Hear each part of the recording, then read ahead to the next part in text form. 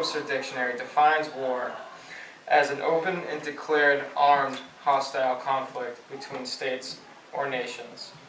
Although until recently, this had just been another term I learned about in history class. This wasn't the case for my grandfather, however, Rick Cowley. As the grandson of a soldier who fought in our country in the Korean War and served around the world, I've listened to many stories about how my grandfather, and with that, many reasons why it's nothing short of a miracle I'm here to give this speech today. Although many of my classmates, including myself, have never seen active duty during a time of war, our lives have undoubtedly been affected either directly or indirectly. The Korean War was a war that the Allies felt was against communism itself. Following World War II, Russia, then a communist state, and the U.S. had divided Korea to restore peace and eventually unify the country under an independent government. As Russian and U.S. relations began to deteriorate, North Korea developed into a communist state. On June 25, 1950, North Korea invaded South Korea. As the Allies fought back, they approached the Chinese borders. The Chinese took this as a sign of aggression and drove the Allies back into South Korea.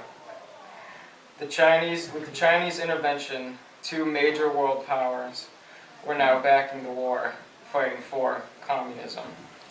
Many Americans took this aggression as evidence that China too was fighting for the spread of communism.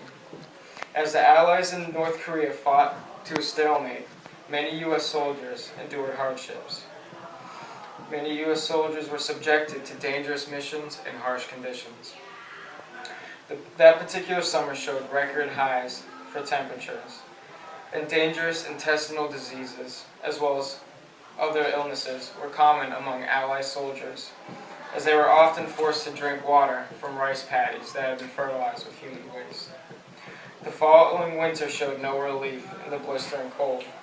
My grandfather served on a wooden minesweeper boat off the coast of North Korea. Every morning, his company was forced to hack the ice off of the hull just to keep it from capsizing. The only warm showers they were allowed came from the occasional U.S. destroyer that just happened to be in their area. As the soldiers endured, little was seen by the American population. When compared to World War II and the Vietnam War, the Korean War saw much less attention from the media.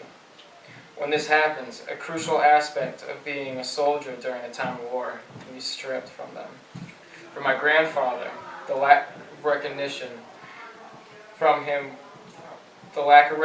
relieved from him his sense of glory and appreciation for having performed such a dangerous service.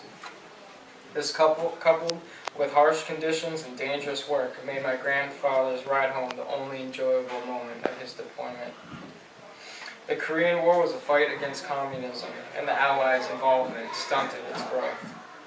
In the process, however, placing soldiers, like my grandfather, in the face of danger without the acknowledgement deserved.